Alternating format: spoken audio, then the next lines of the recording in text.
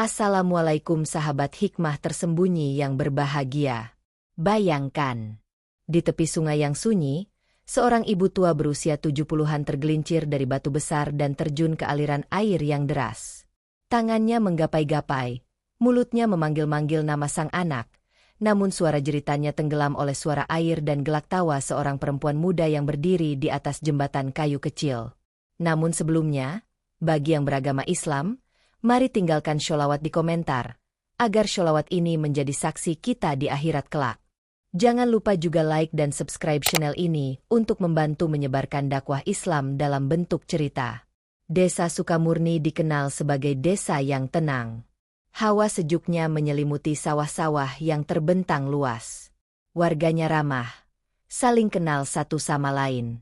Dan di salah satu rumah kecil bercat putih yang sudah mulai kusam, tinggal seorang perempuan tua bernama Bu Marni.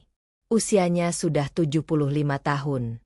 Tubuhnya bungkuk, kulitnya keriput, tapi wajahnya memancarkan kasih sayang. Sejak suaminya wafat, Bu Marni tinggal bersama anak tunggalnya Arman, dan menantunya yang terlihat sempurna, Siska. Warga sekitar sering menyebut Siska sebagai bidadari rumah tangga. Ia rajin masak, suka ikut pengajian, bahkan tak segan memandikan ibu mertuanya yang sudah pikun dan sulit berjalan. Siska juga sering terlihat menyuapi Bu Marni dengan penuh kelembutan, sambil menyebut, "Ibu, ayo makan ya." Bahkan Pak Jamal, ketua RT, sempat bilang, kalau semua menantu kayak Siska, hidup orang tua pasti tenang. Tapi tidak ada yang tahu, setiap malam setelah semua tertidur, Siska duduk sendirian di ruang tengah. Matanya selalu tertuju ke satu tempat, lemari kayu tua di sudut kamar Bu Marni. Lemari itu menyimpan segalanya. Surat tanah, sertifikat rumah, dokumen peninggalan almarhum suami Bu Marni. Siska tahu, semua itu belum dibagikan, belum diwariskan, belum dipindah nama. Di balik senyum dan tutur katanya yang halus, Siska menyimpan keinginan yang lebih tajam dari pisau dapur. Dalam hatinya, ia sering berbisik, kapan sih ibu tua itu mati? Kalau dia mati, semuanya jadi milik kita. Arman, suaminya, adalah pria sederhana yang lebih memilih hidup tenang. Ia tak pernah mempersoalkan harta warisan. Namun Siska berbeda. Baginya, setiap hari yang berlalu adalah hari yang menyia-nyiakan kesempatan. Dan malam itu, ketika Bu Marni terbatuk-batuk hingga hampir pingsan di dapur, Siska bukan hanya tidak panik. Ia justru tersenyum kecil dan berkata pelan, "Mungkin ini waktunya sudah dekat." Lalu ia bantu menggendong Bu Marni ke kamar, membuatkan teh hangat, dan duduk di sisinya sambil mengelus kepala ibu tua itu dengan manis. Siska bahkan menatap mata mertuanya sambil berkata, "Ibu, sehat terus ya. Aku nggak bisa hidup tanpa ibu." Sementara dalam hati ia tertawa. Justru kalau ibu nggak hidup, aku baru bisa benar-benar hidup. Saat fajar mulai menyingsing, di dapur rumah itu, Siska mulai menjalankan rencananya. Ia membuka lemari kecil di ruang tamu dan mengeluarkan amplop coklat tebal yang telah ia curi diam-diam. Isinya dokumen warisan. Ia tersenyum melihatnya. Kalau dijual, tanah ini bisa 400 juta. Rumah ini bisa 600 juta. Cukup buat beli mobil, buka usaha, dan keluar dari desa pengap ini. Namun suara dari dalam kamar memotong lamunannya. Suara Bu Marni memanggil lemah, batuk-batuk sambil memanggil nama Siska. Ia buru-buru menyimpan kembali amplop itu, lalu masuk dengan wajah lembut. "Ibu, ayo minum obat dulu ya, biar sehat." Ia suapkan obat ke mulut mertuanya dengan penuh perhatian. Namun dalam hatinya, ia berbisik lagi, "Sebentar lagi semua ini selesai. Aku cuma perlu satu momen kecil, satu celah, dan semua ini jadi milikku." Sementara di luar rumah, suara burung pagi bersahutan. Namun siapa sangka, rumah kecil di sudut desa itu menyimpan niat yang jauh lebih gelap daripada malam tanpa bintang. Dan semua akan berubah. Hanya dalam hitungan hari, langit desa Sukamurni pagi itu tampak mendung. Embun masih menempel di dedaunan ketika Bu Marni duduk sendirian di kursi bambu depan rumah. Ia menggenggam tasbih kecil dan mulutnya komat kamit, membaca sholawat pelan. Tapi kali ini, wajahnya tak setenang biasanya. Pandangannya kosong, penuh gelisah. Semalam, Bu Marni bermimpi buruk. Ia berjalan seorang diri di jembatan kayu, lalu tiba-tiba kakinya terpeleset dan tubuhnya jatuh ke sungai yang deras. Ia menjerit minta tolong, tapi dari kejauhan, ia melihat Siska berdiri membelakanginya. Perempuan itu tak menolong, justru tertawa pelan. Dan mimpi itu terulang 2 malam berturut-turut. Bu Marni mengusap dada. Ya Allah, mimpi apa ini? Kenapa wajah Siska selalu muncul? Ia menatap ke arah dapur, tempat menantunya sedang mencuci piring dengan suara lembut bersenandung. Dari luar, Siska tetap tampak seperti bidadari rumah. Tapi hati Bu Marni terasa dingin setiap menatapnya. Siska tiba-tiba muncul membawa segelas air hangat. "Ibu, minum dulu ya. Obatnya jangan lupa." Wajahnya manis, tapi tatapan matanya tajam sesaat, lalu berubah menjadi lembut lagi. Bu Marni menerima gelas itu dengan tangan gemetar. Ia tak berani menatap mata menantunya terlalu lama. Di dalam kamar, Siska melihat mertuanya tertidur kembali. Ia duduk di samping jendela, membuka ponselnya dan mengirim pesan singkat. "Besok sore fix. Sungai kecil di ujung ladang. Gampang banget dibikin jatuh. Yang penting jangan ada saksi." Ia hapus pesan itu setelah terkirim, lalu tersenyum. "Sebentar lagi selesai. Harta itu milik gue." Sore harinya, Siska berpura-pura ikut pengajian di musala kecil. Tapi sebenarnya ia hanya mampir sebentar untuk jaga image. Sesampainya di rumah, ia membuka laci di bawah meja makan.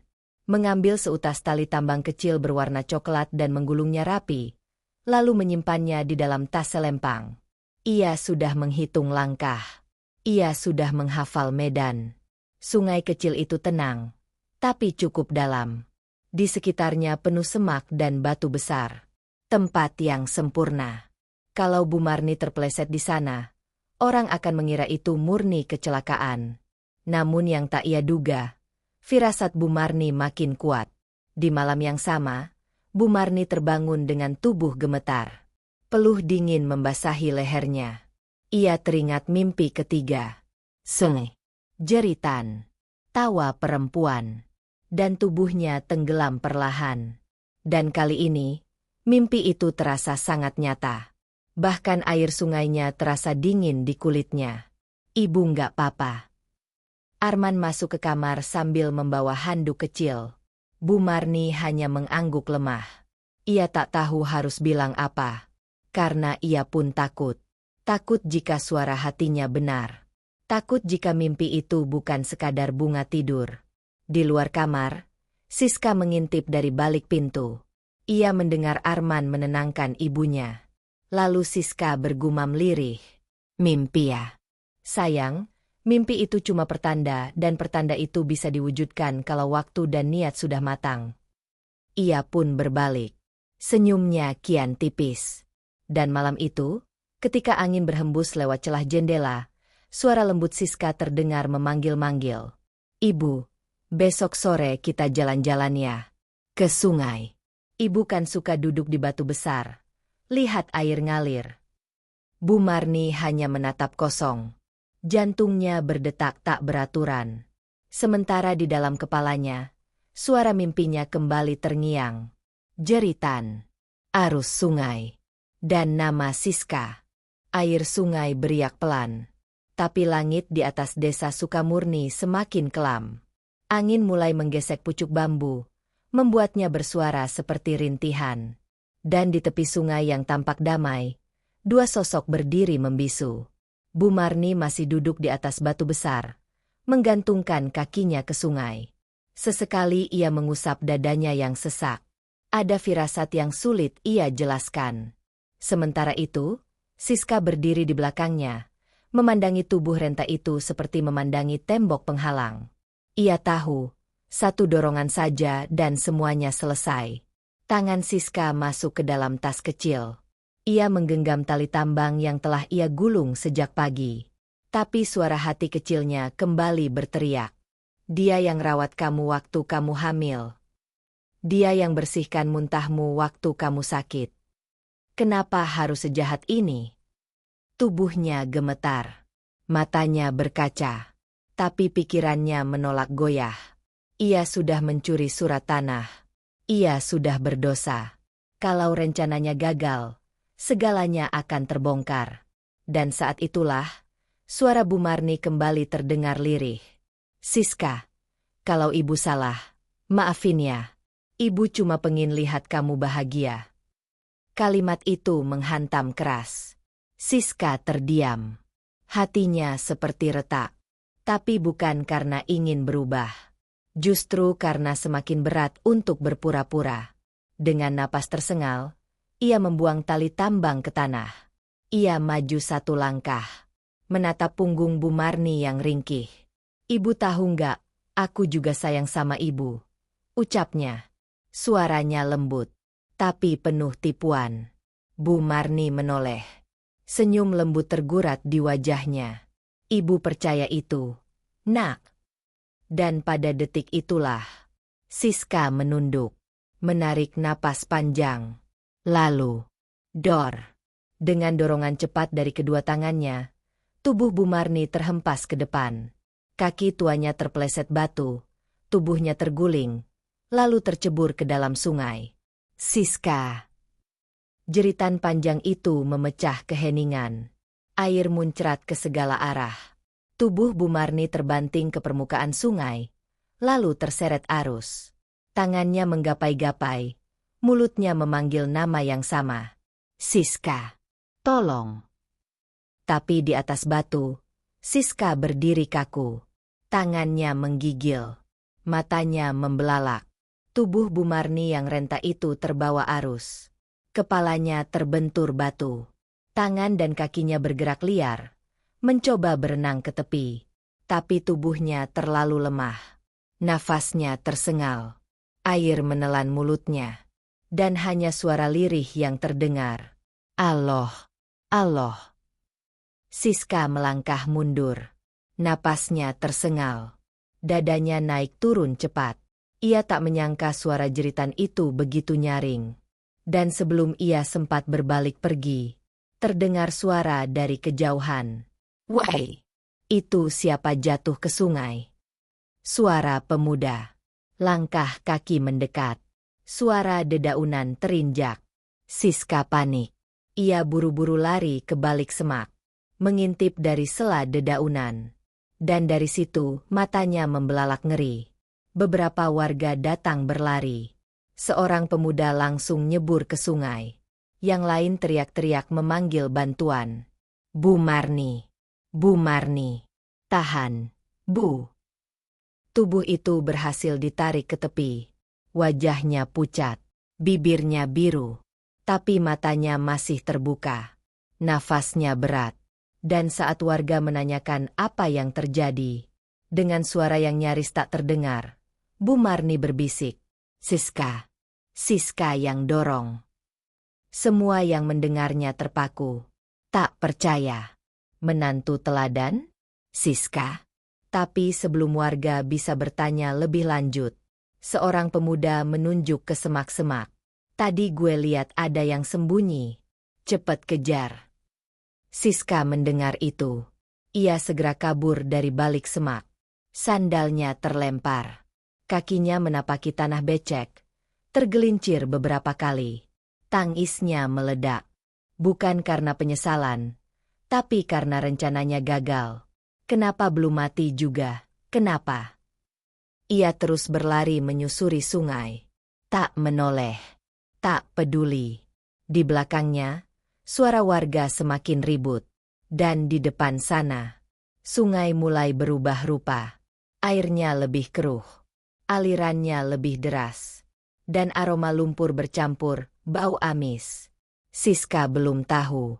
Di ujung sungai, sesuatu sedang menunggunya. Langit desa Sukamurni berubah gelap. Senja belum sepenuhnya turun, tapi cahaya surya telah diselimuti awan tebal. Siska terus berlari menyusuri sisi sungai. Napasnya memburu, matanya liar mencari jalan keluar. Tubuhnya penuh lumpur, pakaiannya robek, dan lututnya berdarah karena tergelincir beberapa kali. Di belakang, suara warga yang mengejar sudah tak terdengar. Tapi bukan berarti ia aman. Di dalam dadanya, suara Bu Marni masih menggema.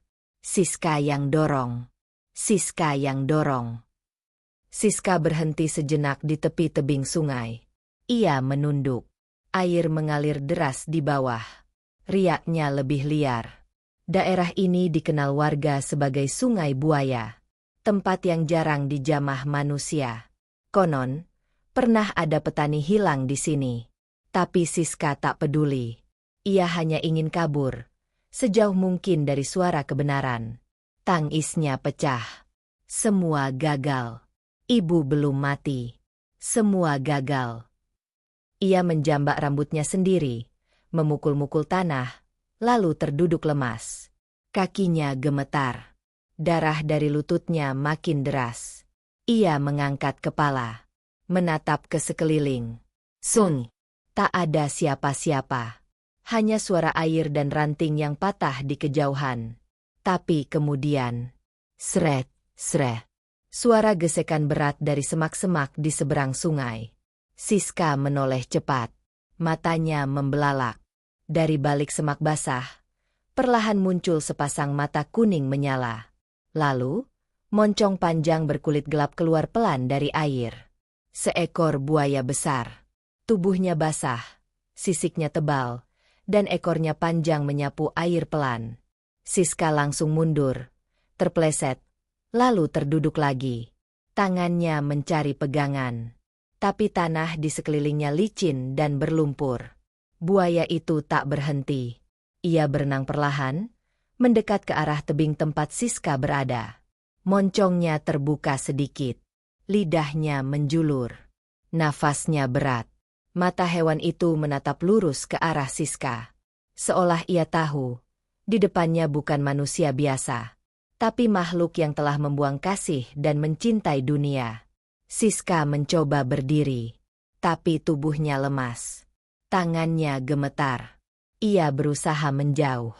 Tapi, krek, tanah di bawah kakinya runtuh. Siska terjatuh. Tubuhnya terguling ke lereng licin, lalu berdebam ke dalam air. Biur. Air menyambut tubuhnya dengan dingin menusuk.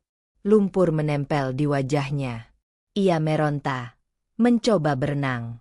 Tapi pakaiannya berat, membuatnya sulit mengangkat tubuh ke permukaan. Arus semakin deras.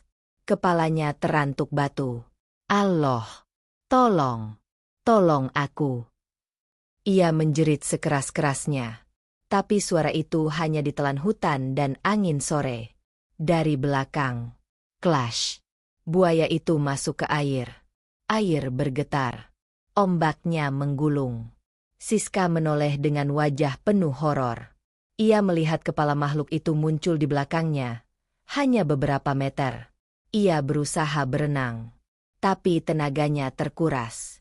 Lumpur dan darah bercampur, menyulitkan penglihatannya. Tangannya meraba bebatuan, mencoba meraih dahan.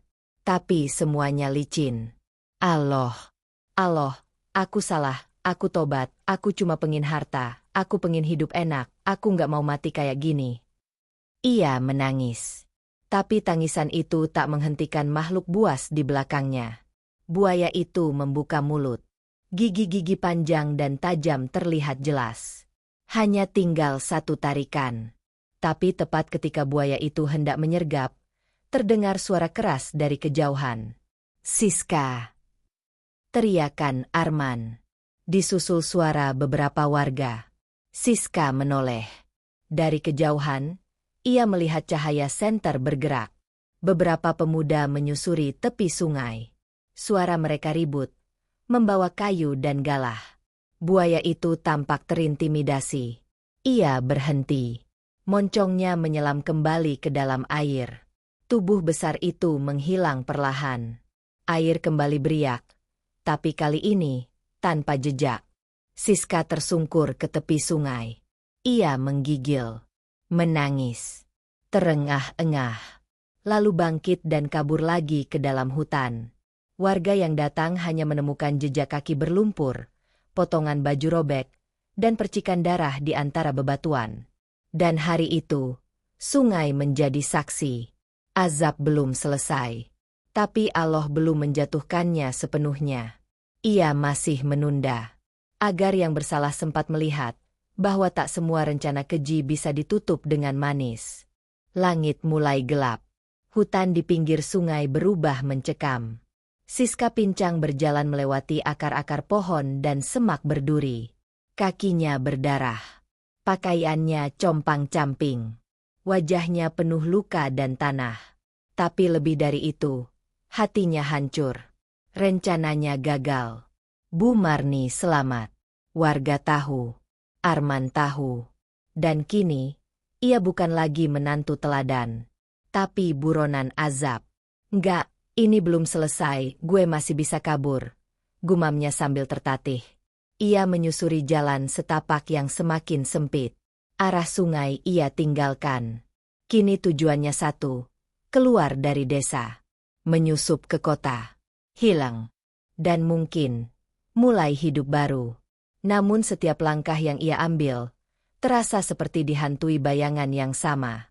Wajah Bu Marni saat jatuh. Jeritan saat tenggelam. Suara warga yang berlarian menyebut namanya. Dan mata buaya itu. Mata yang seolah tahu siapa sebenarnya dirinya. Siska terhuyung. Ia mencoba memanjat bukit kecil di ujung hutan. Tapi tanahnya licin. Begitu ia menginjak batu besar untuk menyeberang. Krek! Kakinya terpeleset lagi. Bruwuk! Tubuhnya terguling keras ke bawah lereng, menghantam akar dan batu.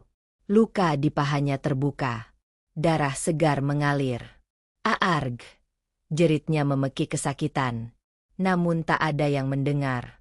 Tak ada yang peduli. Ia berusaha bangkit, tapi hanya bisa merangkak. Tangannya menggenggam tanah. Lidahnya kering. Matanya buram. Aku harus selamat, aku harus hidup. Semua ini belum berakhir. Tapi alam berkata lain. Di hadapannya, tampak genangan air besar. Bekas jalur sungai yang meluber ke hutan. Dan di sekelilingnya, bekas cakaran kasar, tapak lebar, dan tanah yang basah bercampur darah lama. Jejak buaya. Siska terdiam. Tubuhnya kaku. Matanya membelalak. Tangannya gemetar. Enggak, ini bukan tempat aman. Ini perangkap. Ia mencoba berdiri, tapi kakinya tak sanggup menopang. Ia mundur, menyeret tubuhnya menjauh dari bekas tapak itu. Tapi, dari balik semak di sisi kanan, terdengar suara lirih, sret-sret. Siska memutar kepala perlahan. Dari kegelapan, muncul bayangan besar. Moncong panjang. Sisik basah. Mata kuning yang menyala di tengah senyap. Buaya itu datang lagi. Namun kali ini, tak ada yang meneriakkan namanya. Tak ada Arman. Tak ada warga. Hanya ia, dan satu ekor pembawa hukuman dari langit. Siska membeku. Mulutnya terbuka. Air matanya mengalir pelan. Tangannya menggenggam lumpur. Tapi kakinya tak bisa gerak. Jiwanya telah lumpuh oleh ketakutan. Allah, ampuni aku. Aku salah. Aku tamak. Aku cuma pengin bahagia. Tapi sekarang aku. Tapi belum sempat ia menyelesaikan kalimatnya. Buaya itu bergerak cepat. Ekor panjangnya menyapu semak, menciptakan suara braaak. Lalu tubuhnya meluncur seperti kilat ke arah Siska. Bruaaah.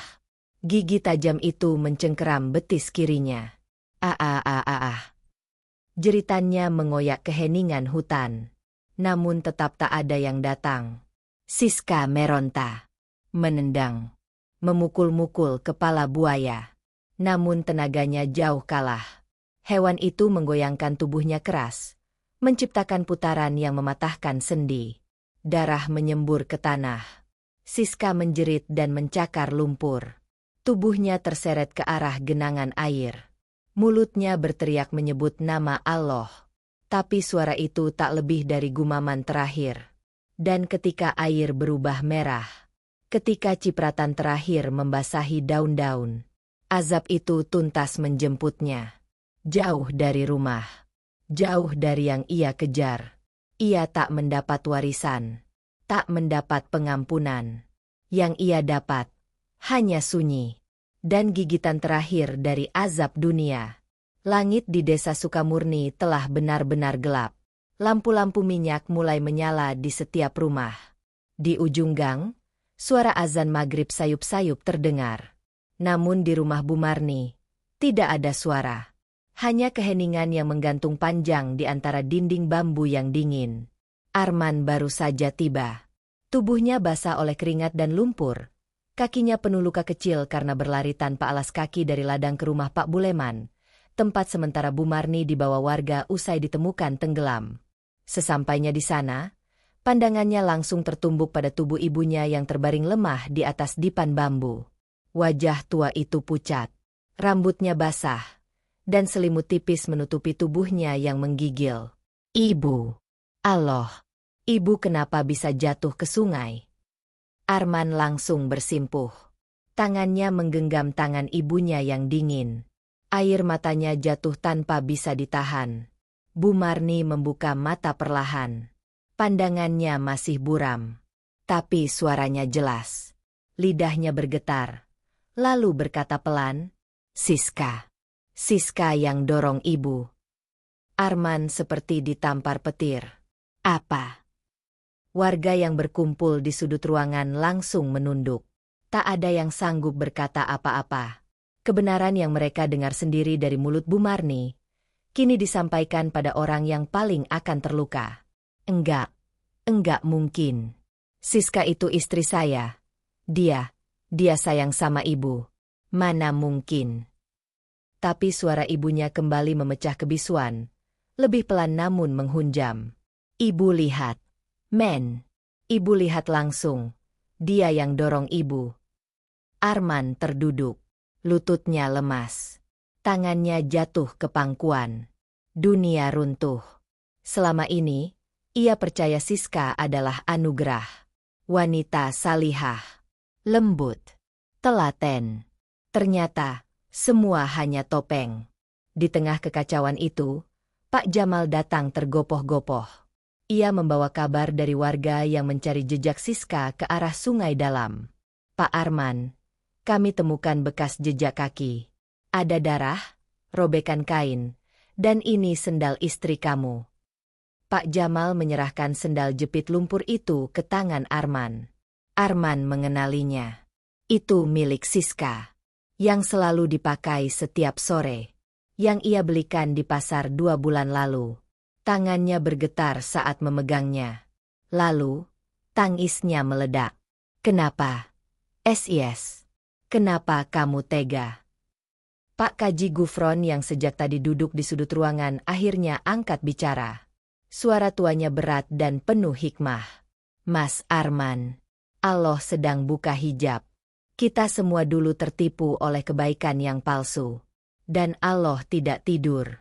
Kejahatan boleh tersembunyi dari manusia, tapi tidak dari langit.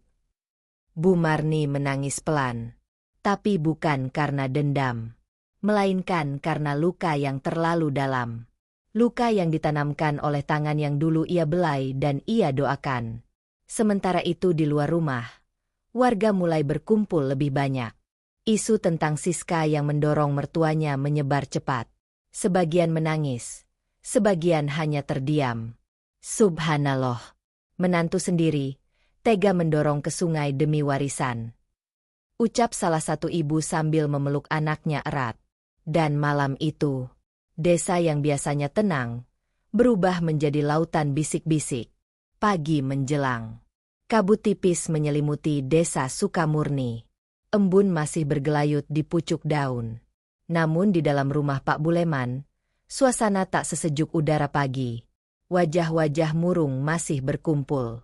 Bu Marni belum bisa bangun. Arman duduk di lantai samping ranjang, memegangi tangan ibunya yang dingin dengan kepala tertunduk. Tak banyak kata. Tak ada sisa tenaga untuk membantah kenyataan. Siska, wanita yang ia cintai, istri yang ia percayai, telah menjelma jadi duri dalam dada. Tiba-tiba suara langkah kaki cepat terdengar dari luar. Dua pemuda berlari ke dalam rumah sambil terengah. Salah satunya memegang sesuatu. Pak Arman, Pak Jamal, kami temukan ini di pinggir sungai sebelah hutan buaya. Mereka menunjukkan kain panjang robek penuh darah dan sepotong sendal kiri yang terjepit akar pohon. Kain itu warnanya familiar. Arman langsung berdiri dan meraihnya. Itu baju Siska. Suaranya tercekat. Pemuda itu mengangguk. Di sekitar sana juga ada jejak cakaran di lumpur. Besar banget. Bekas gesekan ekor buaya. Semua yang ada di ruangan langsung diam. Suasana jadi beku. Pak Kaji Gufron menutup mata sejenak, lalu mengangguk pelan. Sudah turun balasan Allah. Mas Arman, azab itu datang bukan karena ibu mertuamu mendoakan kehancuran, tapi karena Allah tak akan diam ketika ada orang tua yang dizalimi. Bu Marni menangis pelan di atas ranjang. Arman duduk kembali. Tapi kali ini tubuhnya goyah. Tangannya menutup wajah. Bahunya terguncang menahan isak. Siska, kenapa? Kenapa kamu hancurin semua ini? Pak Jamal menepuk pundaknya. Mas, kamu juga korban. Kamu suami yang percaya pada istri. Kamu anak yang tak pernah durhaka. Tapi Allah ingin tunjukkan sesuatu. Bahwa keimanan seseorang tak bisa hanya dilihat dari wajah yang lembut dan suara yang manis. Di luar rumah, warga mulai ramai berdatangan. Bukan untuk mencari sensasi, tapi karena mereka tahu ini bukan cerita biasa. Mereka ingin tahu apa yang terjadi pada Siska. Pak Denny, seorang nelayan yang biasa lewat sungai saat pagi, datang tergopoh-gopoh. Tadi waktu saya susur sungai bagian hilir, saya lihat buaya gede banget lewat. Di mulutnya ada sobekan baju, dan airnya merah. Tangis meledak dari sebagian warga perempuan yang mendengar. Beberapa memegang dada. Sebagian menutup mulut dengan tangan gemetar. Allah, Allah, ampuni dia, ya Allah, kalau masih sempat bertaubat. Ucap salah satu ibu tua sambil menangis di teras rumah. Tapi Bu Marni hanya menatap kosong ke langit-langit rumah. Dalam hatinya, ada lubang besar yang tak bisa ditambal. Bukan karena kehilangan, tapi karena pengkhianatan dari seseorang yang dulu ia cintai seperti anak sendiri. Pak Kaji berdiri di tengah ruangan. Ia mengangkat suara, berat tapi tenang. Kita tak tahu apakah jasadnya akan ditemukan atau tidak. Tapi satu hal yang pasti, cerita ini tak akan pernah hilang dari desa ini. Karena Allah sudah turunkan pelajaran besar, bahwa satu niat jahat saja bisa membawa nyawa seseorang ke mulut azab. Semua diam. Arman berdiri pelan. Ia menggenggam kain robek itu erat, lalu keluar dari rumah, menuju arah sungai. Tanpa suara, tanpa marah. Ia hanya ingin melihat tempat di mana cinta yang dulu ia bela berakhir dalam cengkeraman yang tak akan pernah ia lawan. Langkah Arman menyusuri tepi sungai perlahan. Angin pagi menampar wajahnya, tapi tak sanggup meredakan luka yang menggumpal di dalam dada. Tangannya masih menggenggam sobekan kain milik Siska, yang basah, berbau tanah dan darah. Setiap langkah seperti membawa tubuhnya ke lubang kesedihan yang lebih dalam. Tak ada kemarahan. Yang tersisa hanya sunyi, dan sisa-sisa cinta yang hancur dalam sekejap. Ia berhenti di satu titik, di tempat di mana warga tadi menemukan jejak. Bekas cakaran besar masih terlihat jelas di lumpur yang mulai kering. Beberapa helai rambut dan potongan kecil kuku tertancap di akar pohon. Tak jauh dari sana, bekas seretan tubuh manusia memanjang ke arah air dan sungai. Seperti tak merasa bersalah, ia tetap mengalir tenang. Seolah berkata, "Yang kamu cari sudah kutelan." Arman menunduk. Lututnya jatuh ke tanah. Tangannya gemetar memegang potongan sendal dan kain itu erat-erat. Lalu, tangisnya meledak. "Kenapa? Siska, kenapa kamu pilih jalan ini? Kenapa kamu tega sama ibu? Kenapa kamu rusak semua yang kita bangun selama ini?" Tapi tak ada jawaban. Tak ada suara. Hanya aliran air yang terus berjalan tanpa peduli. Dari belakang, Pak Kaji Gufron dan dua warga menyusul pelan. Mereka hanya berdiri beberapa meter di belakang Arman, tak ingin mengganggu. Pak Kaji memandang sungai itu dengan sorot mata berat. Sungai ini bukan lagi sungai biasa. Men, ia telah menjadi saksi. Tempat di mana cinta palsu terkubur. Tempat di mana azab turun, tanpa menunggu hari akhir. Arman mengangguk pelan, matanya masih terpaku ke satu titik di aliran air. "Pak, kalau jasadnya gak ditemukan, berarti gak bisa dikubur, gak bisa disyolatin, gak bisa disucikan." Pak Kaji menarik napas panjang. "Itu bukan urusan kita lagi, Nak. Itu urusan Allah. Kalau ia meninggal dalam keadaan tobat, Allah Maha Penerima. Tapi kalau dia mati dalam niat kotor, biarlah bumi dan air menolaknya seperti tubuh najis yang tak diterima tanah." Arman memejamkan mata. Tangan kirinya mengusap wajah. Sementara itu, angin tiba-tiba berembus lebih kencang. Daun-daun beterbangan. Langit berubah kelabu. Dan di kejauhan, terdengar suara halus seperti desir. Suara air bertemu batu. Suara yang seolah mengantarkan ruh seseorang yang tak bisa pulang. Arman berdiri. Matanya memerah. Ia memandangi sungai untuk terakhir kalinya. Lalu membungkuk. Mencelupkan potongan kain itu ke air. Membiarkannya hanyut. Tanpa nisan. Tanpa doa. Tanpa pengakuan. Biarlah sungai yang memeluknya. Biarlah azab menjadi penutup yang tak tertulis. Karena bagi Arman, perempuan itu telah tiada. Jauh sebelum sungai menelannya.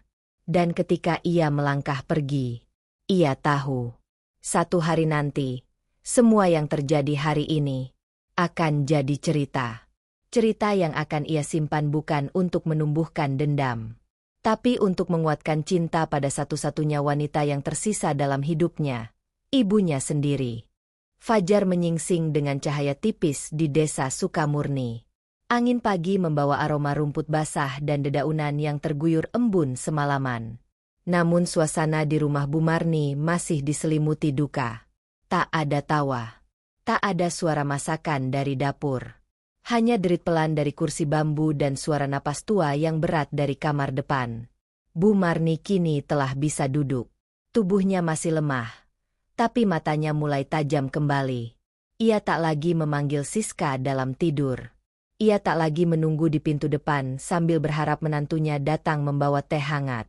Siska bukan lagi bagian dari rumah itu.